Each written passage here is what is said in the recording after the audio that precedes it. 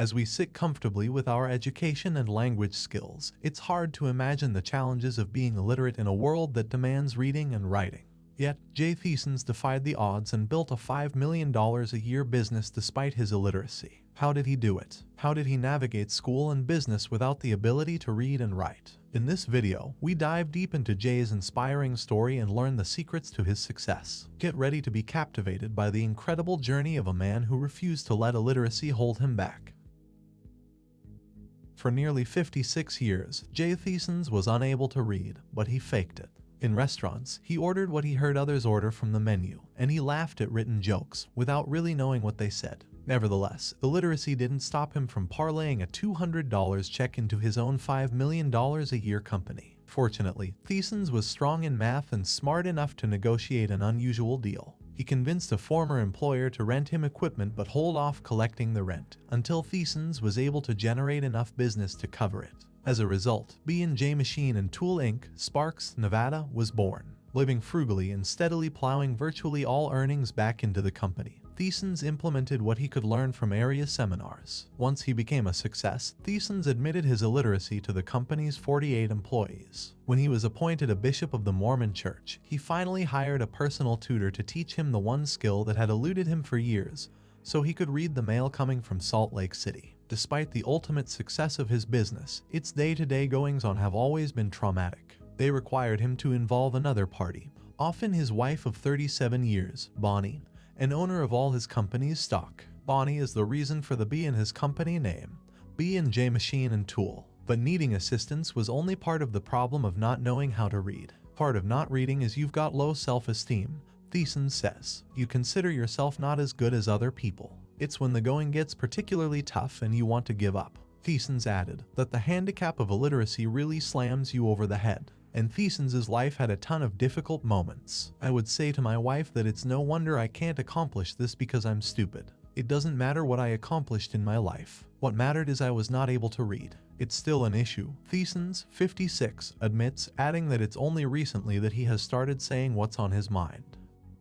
For most of his life, his handicap made him quiet and withdrawn. Only his wife, close church associates, and his accountant knew. Now, Thiessens says, I'm to where I can read practically anything that comes across my desk. I'm a slow reader, my tutor says about 5th grade level. Because I still lack confidence in myself, any legal documents, even if I read them, I have my wife read them over to me to make sure I didn't miss something important. In 1999, the U.S. Chamber of Commerce and Mass Mutual thought enough of Thiessens' accomplishments to award him a Blue Chip Enterprise Initiative National Award. The award initially stemmed not from being unable to read but from overcoming adversity, including a flood in 1997 that almost closed the doors of his company. It was the unusually open way he ran his business that attracted the national attention. Besides their 4-bedroom, 2,600 square foot home, they own a fishing boat and motor home. A father of 2, Thiessens doesn't necessarily keep workaholic hours. He is careful to work 8:30 a.m. to 5 p.m. 5 days a week. He is a firm believer, he says, in one of Stephen Covey's 7 habits of highly effective people.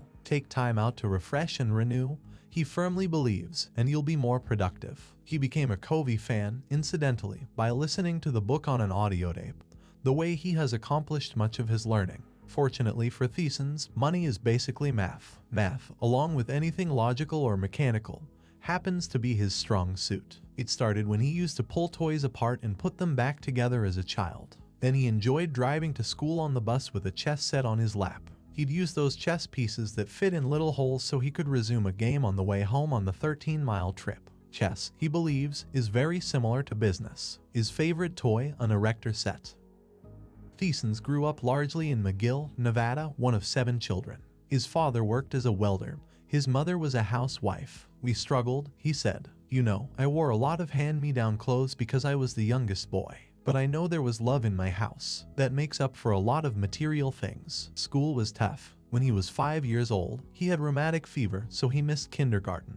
But he stopped short of blaming his inability to read on the illness. He places at least some blame on the lack of logic of the English language. I figured out I'm a very logical person, he said. Since I went back and went through the relearning process, to me the letters having 2 sounds is logical. It's when they have 3 or 4 different sounds that I have trouble, like when the PH is silent. That makes no sense at all to me. The straw that broke the camel's back, though, came around second grade when a teacher told him he was stupid because he was unable to read. The other kids would call me stupid also and made fun of me because I couldn't read, he says. That incident branded him for life. He began to believe it. He was left back in grammar school 1 year. Up until recently I was in my own little shell. I withdrew to keep the herd out as much as possible. I never let people know I couldn't read. He'd take job applications home for his wife to help him fill out. He'd slough off questions of how to spell something by saying, "I'm the world's worst speller." If forced to read, he would make up words. Thiessens graduated from White Pines High School, Ely, Nevada, in 1963. High school took 5 years rather than 4 because of a bout with rheumatic fever in his freshman year. How did he finally make it through the school system without being able to read? Good question. A May 1999 letter from Nevada Governor Kenny C. Ginn states that Thiessens is not alone. In his county alone, 12% of the adults cannot read. Statewide, the rate is 15%. Nationwide, 21 to 23% of Americans are unable to locate an intersection on a street map, enter background information on a Social Security card application, or calculate the total cost of a purchase on an order form. All I can say is I wasn't a disruptive child, Thiessens said. I didn't create problems. They just passed me. Thiessens said that if there were written tests, he wouldn't take them. The written tests were horrible. I used to love true-false tests because there was a 50/50 chance of getting the answer. He didn't mind the multiple-choice tests either because with 4 options, he knew he'd stand a 25% chance of guessing right. His sense of logic could help him through. If I got a C, that was the exception. Usually, it was DS or FS. Believe it or not, Thiessens made the honor roll in his last year of high school. He credits that to the fact he was able to take 2 electives to complete high school, choosing a 3-hour course in auto mechanics in the morning and a 3-hour course in a machine shop in the afternoon, for which reading is not essential. Although neither of his parents read well enough to help him out through his younger years, Thiessens says his mother inspired him to succeed in many other ways. She always seemed to have the most practical sayings for whatever problem he had. If you were pitying yourself, she would say, "I thought I was bad off because I had no shoes until I met a man who had no feet." Thiessens recalled her saying, "Jay, you can have anything you want in this world if you want it bad enough." And Thiessens said, "That's what convinced me to do my own business." In fact, he admits that he owes completing high school, which he obviously hated, largely to his mother. She sort of begged me to finish. His father, who had been a welder, also played a significant role. Thiessens desperately wanted to drive, so at age 17, after his brother taught him how, his father bought him a clunker he had picked up for $50 a 1949 Mercury, because it was in such bad shape that Thiessens always had to repair something. The car was a major challenge. His father helped and encouraged him. "We overhauled the motor," he said. "We got into the transmission. We even changed the body. Once I tore it apart, I had the motivation to get it put back together so I could drive again." A year earlier, when Thiessens had finished driver's CD, and it was time to take the test for a driver's license, illiteracy reared its ugly head. I told the driver's CD teacher I couldn't read. He arranged to have the driver's test given to me orally. Then, of course, Thiessens was able to pass. Thiessens remembers that one of his lifelong fears was having to take the driver's test again. He doubts that he'd be able to get away with an oral version a second time. Ironically, Thiessens met his wife, Bonnie, in English class. "My cousin was out cruising one night and I told him I was looking for a date. He said, 'I've got the girl,' and drove me to her house. She was living with her mother and grandparents. Her parents had divorced. I asked her out. Because the two were in English class together, Bonnie discovered Thiessens' inability to read, but it didn't stop the relationship from blooming. The couple married in high school, and the day after Thiessens graduated, they moved to Reno to live with his older brother. Thiessens took a job working with machines, only to get fired 6 months later because his wife called the shop looking for him on a Saturday. The business shop owner, according to Thiessens, was angry that anyone would dart call his shop on Saturday, and he told Thiessens' wife on the spot that her husband was fired. The young groom then went to work at Saunders' Machine Shop, a one-man shop, and was there for 9 months before he was laid off. Out of work for 3 days, he found another job at a Reno machine shop, Hankel Manumatics Company. Thiessens recalls that shortly after starting there, he was ordered by a foreman to work on a screw machine. "I'd never seen one of those things before in my life," he said. "I was working there only a short time, and they fired the guy who was running the screw machine and basically said, 'This is your department.'" Thiessens would bring home books and have Bonnie read them. After about 2 years, he was promoted to foreman, but he didn't make much money. His wife had to work on and off driving a bus and ultimately operating machines in the shop to help support the family. Thiessens says he even taught her how to run the screw machine. Although being in management didn't pay much, his job was worth its weight in gold. It put Thiessens in a position to absorb almost everything there was to know about machines. "I'm the type of person that if I see something done once, I know how to do it," he said. "I grasp it. I had a lot of older guys working underneath me, so I was able to see a lot of stuff done. There was a die maker there. I got into making die. This was very critical to getting me to do my own business. I learned a lot of management skills," he said. "Even though they paid me poorly, they rewarded me very well by giving me the skills to be successful in this business." After about 9 years, Henkel Manumatics filed for bankruptcy, and Thiessens was laid off just before Christmas. He then found a job with a company that restored antique cars. With the new job, though, his pay dropped from $5 an hour to $3 an hour. That just wouldn't do. Thiessens had 3 children to support. His oldest son, Ronald, subsequently was killed in a motorcycle accident in 1987 when he was 23. To make up some of the difference in pay,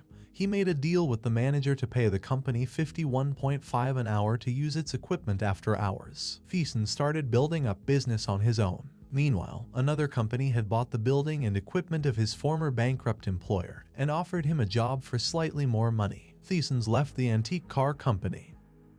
But this time, he successfully insisted on some conditions before agreeing to work there for $3.50 an hour. "I went under the condition that I got to use their machines after hours for free," he said. The business he drummed up on his own continued to grow. "I worked there for 9 months and got enough work that I went in one day and told the boss I could only work 4 days a week for him. I needed the other day to do my own thing." Thiessens subsequently tried to cut his time with the company to 3 days a week but was refused, so he quit. He found a financial partner to buy the equipment he needed and formed Standard Machine and Tool.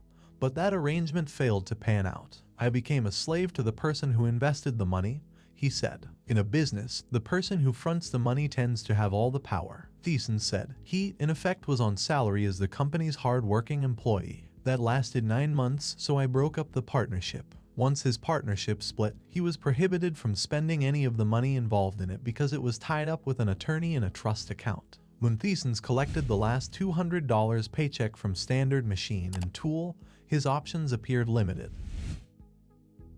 It's pretty tough to start a business on your own while supporting a family. Thiessens had to be resourceful. He returned to the very employer he had left before forming his partnership and negotiated a deal to rent the company's equipment and space for $500 a month so he could work on his own. Of course, Thiessens had only $200 and his mortgage alone was $105 monthly. By 1972, though, he was back in business with his new startup company. Thiessens had talked his former employer into not collecting the $500 a month until he was able to complete enough work to cover the bill. He, his wife, and their children were forced to live on that piddling $200 check for 5 weeks. "I had the work. I just had to get it out." Fortunately, he did. He already had a great reputation from his long stint as a foreman. Although Thiessens still couldn't read, he always listened carefully. He attended seminars to learn as much as he could and was able to retain what he learned. One seminar, sponsored by Ralston Foods, dealt with a team concept of management. Realizing its advantages, Thiessens implemented it in his own shop.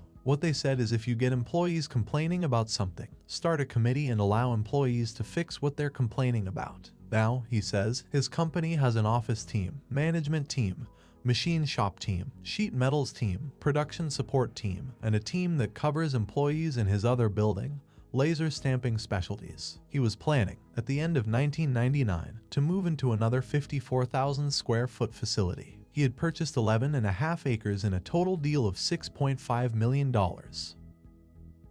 Already, he's anticipating another 50,000 square foot expansion he hopes to accomplish in 3 to 5 years. It was a good thing. Thiessens took the team concept to heart. It actually bailed out his business in January 1997, when his main office flooded. Thiessens will never forget the day. While he might have trouble grasping pH, he easily recalls the exact amount of water that gutted his equipment that day: 3 feet, 5 inches. They didn't like that, he chuckles, referring to his machines. In other words, he translated, his equipment was ruined. Had that same flood occurred 4 years earlier, before he implemented his team concept, he probably would have closed his doors. Due to the team concept, everybody felt they were part of the business. All the employees came in, tore apart all the equipment, and worked hard to fix it. B&J Machine and Tools was back shipping products 3 days after the flood. I used to have an attitude if you worked here and would say anything bad about B&J. I'd point and say there's the door, Thiessens said. The team concept taught him not to say things like that but rather allow employees to say what they feel.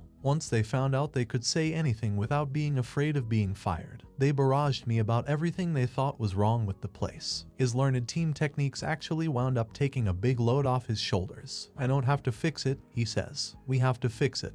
Anytime somebody comes to me with a problem, I listen to what they have to say. If I consider it valid, the first thing I say is okay. What are we going to do about it? It's a company effort. Holly McLean, District Manager for Mass Mutual in Reno, the state's award coordinator for the Blue Chip Enterprise Award, said team concepts are not unusual. Everybody talks about team management, he said. The difference is that a lot of people will talk about it and have meetings.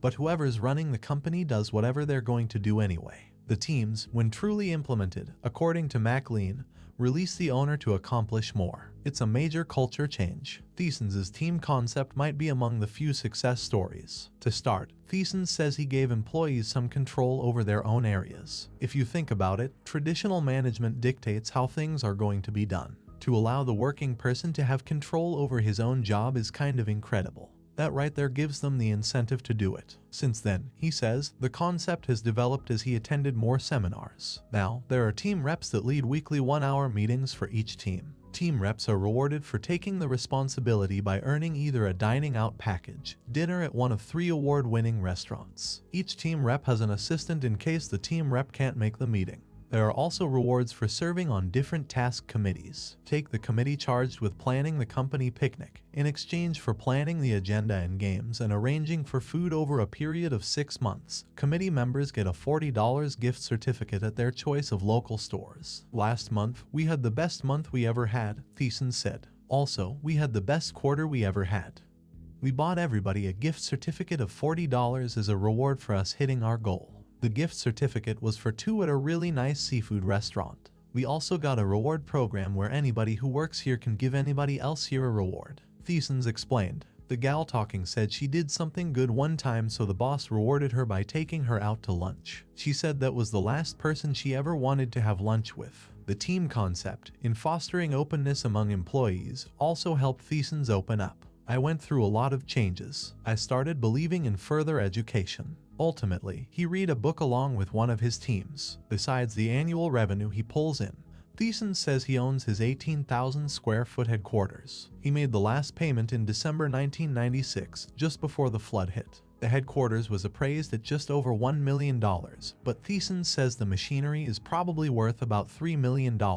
In addition, he owns another 7,000 square foot building that lodges a portion of his business, Laser Stamping Specialties, appraised at $300,000. He's particularly proud of that deal. He bought the building around 1973 because he needed more space. Thiessens says that he doesn't yet feel wealthy, although he admits he's definitely a millionaire. He has no real investments because he puts all his money back into the company. He shuns charities that he says perpetually knock on his door. Charities drive you nuts. It's not just me. Businesses are looked at as having money. You've got all this extra money so you can just give it away. I've got one answer for them all. It's no. He believes that very little of the money solicited actually goes to help the person you think you're helping. There are too many presidents of these charities lining their own pockets. He is generous, though, to his own employees. His company has a 401k plan and an employee stock option program, which provides employees stock in the company out of its profits, although they are unable to take it until retirement. He also has life insurance through a living trust because we're planning on passing the business through to our daughter and son-in-law. Everything we buy is in the trust. The insurance policy is being paid for by the children so that when we die, there's no inheritance tax on the insurance money. Otherwise, the children would be forced to sell the business to pay the inheritance tax. Since his business started, he drew $200 a week out of the company and reinvested everything back in. I'm a great believer that it takes money to make money, he said. If you take it out personally, then you don't have money to make your business grow. Even though he lives in a 2,600 square foot home with his wife and granddaughter, he only paid $130,000 for it. If the house would have been over here where the rich houses are in the southwest, it would be a $400,000 house. Thiessens said that one key to becoming wealthy that he learned the hard way is to never give up. I've got a brother 2 years older than me. I remember he brought home as an RS in high school. High school was easy for him. It was a struggle for me. Life, I believe, is a struggle. Even though I was a bad student, I was more prepared for life than he was. I learned that in order to get anything, you had to kick, scream, fight, and dig. The one thing I have not done is give up. Success boils down to believing in yourself. When I went into business for myself, I could see that if the work stopped, we'd be filing bankruptcy in a couple of months. Today, he feels there is no security, whether you work for someone else or you're on your own. So positive thinking and being secure in yourself is important. I think I'm very wealthy because I'm happy. I'm doing what I want, and I'm satisfied within myself. Money can't buy that. Money can only buy certain things. Thiessens says if you were to ask him to draw a picture of his company, he'd draw a steam locomotive going down the track with money in the coal car that you throw into a steam locomotive so you can go further down the track. In other words, he says money is good to get you from one place to another. One of the greatest lessons he learned, and one accounting for a chief flaw in too many businesses today, he says, is that money sometimes is weighed too heavily in important company decisions. There's a gentleman here managing a very large business. I mentioned to him that I don't allow money to come into my decision making. He was astounded. Everything the main office governs him by his bottom line, which is money. They consider him to be a success depending on how much money he makes for the company. He's totally money driven. Thiessens now believes that this type of thinking, all too common in business today, is completely flawed. You're better off, he believes, not to consider money in your corporate decision making at all. Rather, consider what's right for the company, what's tight for the employees, and what's right for the customers. It doesn't do much good if you use cheap parts to fix something if the customer is ultimately dissatisfied. Thiessens once considered paying employees to take a 20-hour course. Had he operated like most businesses today, he would have backed off immediately after adding up the numbers.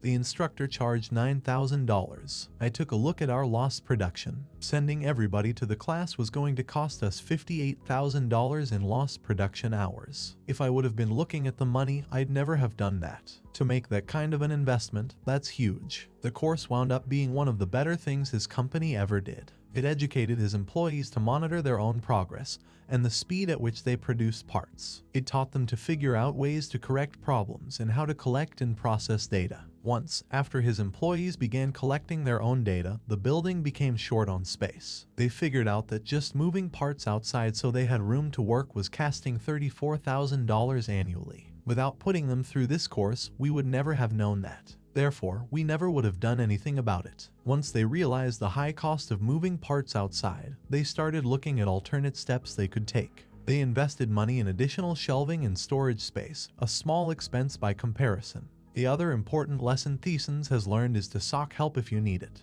When he finally hired a tutor to teach him to read, it wound up being a simple solution to what had been a lifelong obstacle. My fear was that if I ever went for help, I'd have fun poked at me, so I never even went to look for any help until now. Thiessens is not angry at the school system that failed to identify his inability to read. I believe definitely back then, teachers probably know I had a problem. I think they were lacking or just didn't want to take the time to correct it, or didn't know how to correct it. The reason I had the problem is I was told I was stupid. Teachers back then believed if you couldn't read, you were stupid. I don't hold any resentment, but I do know they're still doing some of the same stuff in the school system today.